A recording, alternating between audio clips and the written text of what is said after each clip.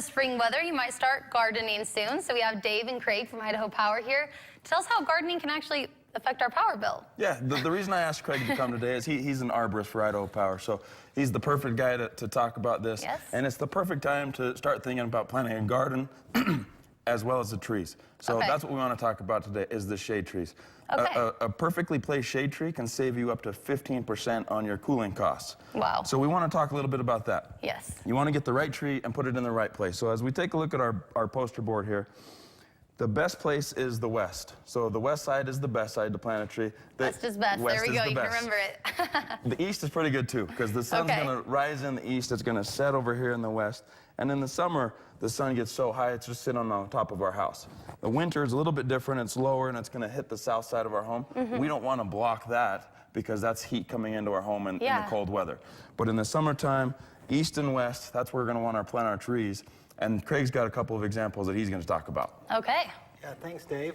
Right here, I brought in a crimson sunset maple. This is a shade tree. It's going to have dense foliage. Of course, it doesn't have any leaves yet, but it will in a couple of weeks. Not spring or summer yet. But it's a deciduous tree. Of course, it drops its leaves in the fall. So in the summer, it's going to block those strong sun rays, but in the winter, it's going to drop its leaves and let the solar gain, the sun rays, go through and heat your house. But with a shade tree, you need a lot of space. They're going to grow wide and real tall, so you got to make ample space for those. We don't want these planted around power lines. That is not very safe. We don't want any branches to come into contact with power lines. So if we're going to plant around power lines, we want to go to like a class 1 tree that matures out at like 20 feet in height and a spread of like 15 feet.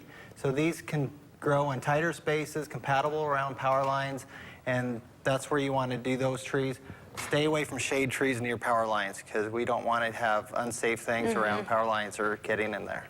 So it's the crimson maple, is that what you said? The maple, and then, is this the same type of tree? This is a royal raindrop crabapple. Okay. So it's a nice flowering tree. They're ornamental trees. They're going to provide you screen and not a lot of maintenance, and they won't get very tall, like I said. So you want trees that'll kind of expand so that it covers more, but also not too much to where it's hitting the power lines. Yeah, not around power lines, but the shade trees, if you have ample space, that's where you want the shade trees to shade your house in the summer. There we go. And Connor, there's some great resources to find this out. The last thing that we want to make sure, all of our customers, safety is very important to us at Idaho Power. Of course. So before you start planting your tree, we ask that you dial before you dig and call the dig line. So that number is 811. They'll come out, mark your yard, make sure that you're not going to hit anything that's underground, cable, pipe. We just want you to be safe and have a great summer. Perfect. That's all very good advice. Now we need to get to planting. Still